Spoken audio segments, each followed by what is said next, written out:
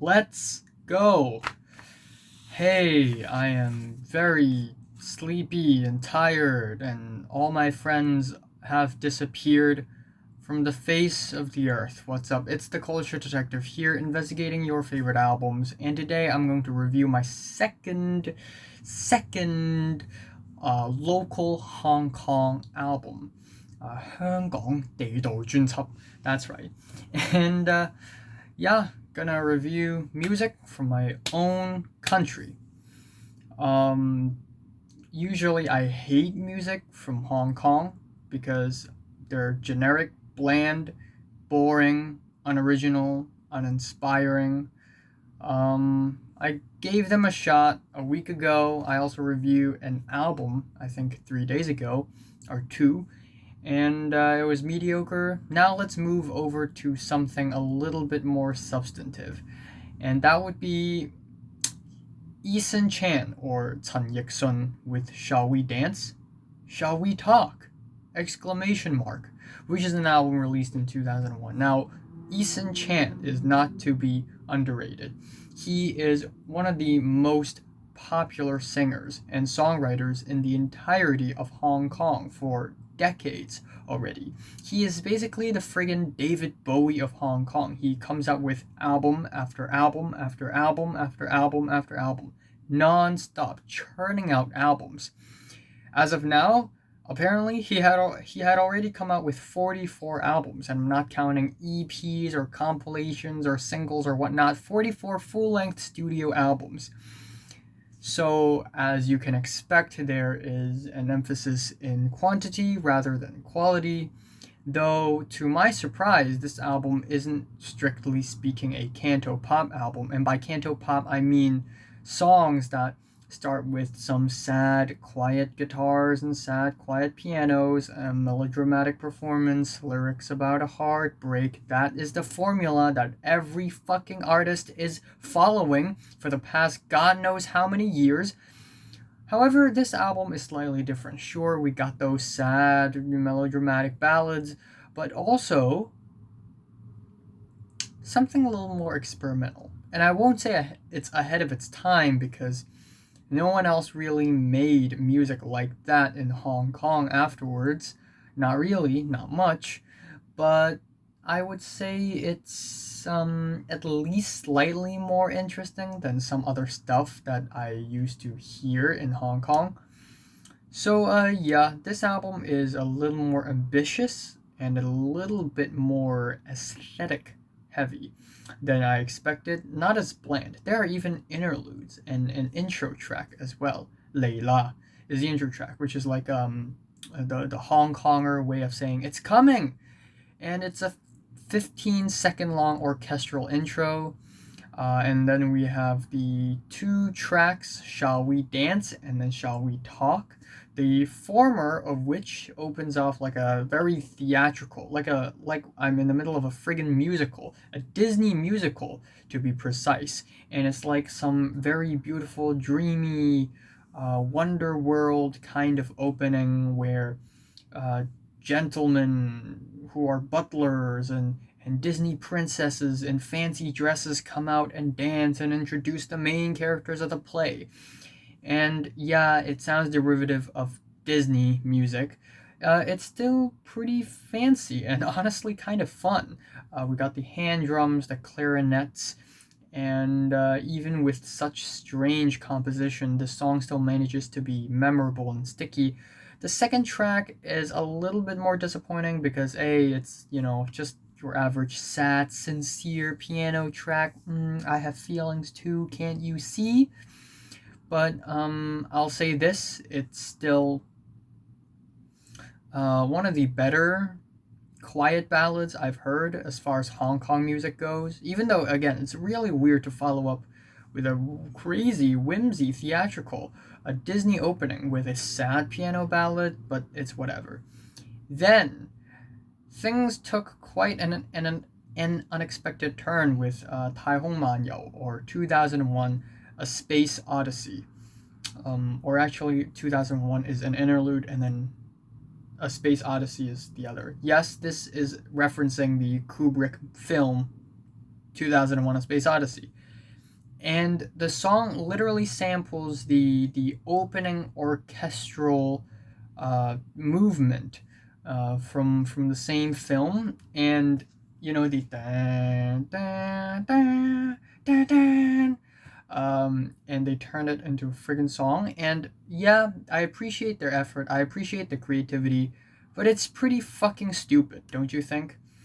It's impressive that they could make a funky house beat out of it, and I can really tell that Eason Chan really did try to, sort of create something fun and catchy out of it, but it's just a dud. It's just a total dud for me.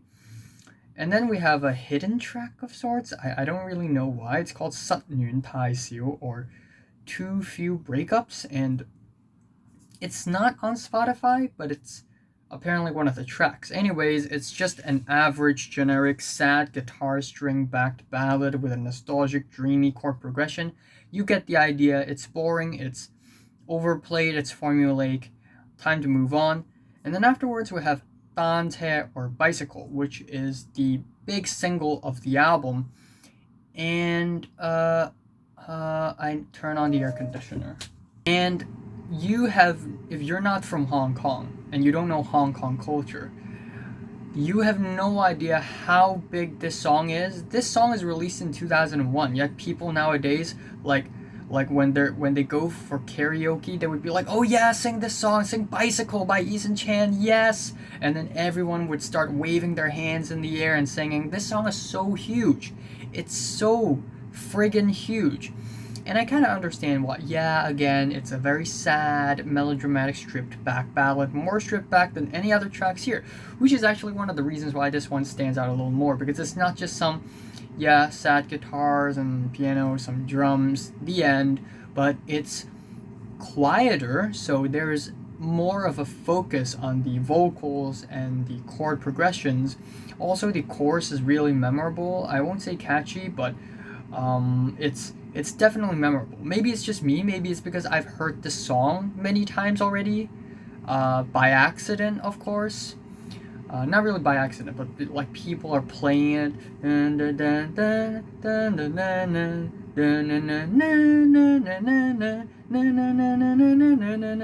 See, I can remember it. We got the regal pianos, which is really nice, and overall, I understand why this song is so big. Now, personally, I wouldn't listen to this song all that much, but I understand why is it so widely popular, and I think it's not bad as well. The follow-up track is called Thiên使的禮物, which is basically the angel's gift, and it's a really dreamy, relaxing, jazzy piece with guitars and hi-hats and flutes. And it's instrumentally really interesting, and I think vocally, melodically, this is one of the better tracks in the album as well. However, the rest of the album is basically one big dud. Guai Mąt is monster, and it's similar to the Space Odyssey track, where we get a funky house beat. This time it sounds like it's heavily inspired by Talking Heads. For some reason, we also get these crazy horns and trumpets, but vocally it's really underwhelming. It's so deep-pitched, and it does not match the energy with the instrumentals of the track at all. And then we have Duk Tam Go. I had to look it up. What does Tam Go means? Apparently it's like a Cantonese-sized word for tango. So Duk Tam Go is like lonely tango. It's so friggin' theatrical and dramatic. And not even in a good way, not even in an eccentric way. It's so not self-aware, and at the same time so goofy. It's kinda lame, honestly. And again, strings and pianos, the formula. And then afterwards we have Sön Sąm Fa Se, which is the flower shop of trust. Yeah, it's not back. It's not bad conceptually in that it is a pretty laid back track with a 3/4 time signature, a nice swinging groove, plucky strings. But at the end of the day, it's still stagnant. It's still plain. It doesn't have anything vocally or melodically that stands out from it. Pretty much the same goes for the next track, Slow Dance in the Dark,黑暗中漫步, which is simple piano track, which again conceptually not as bad. I could totally see this track being a great track, but it just lacks everything.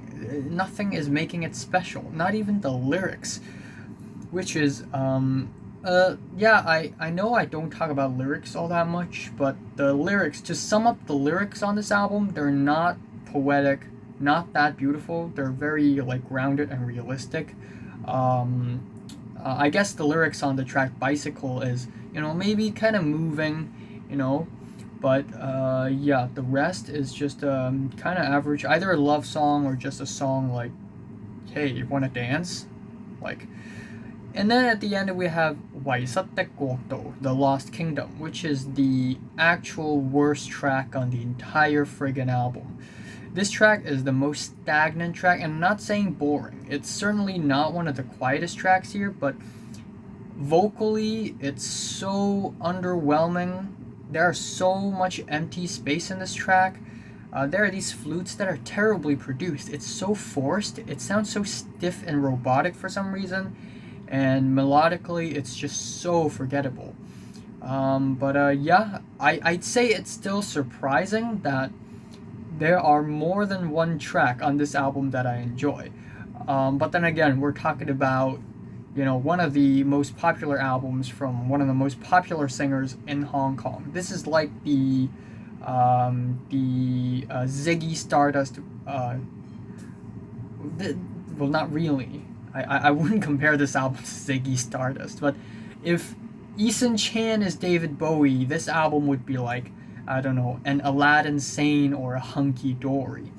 And yeah, but still, the second half of the album, total dud, very forgettable.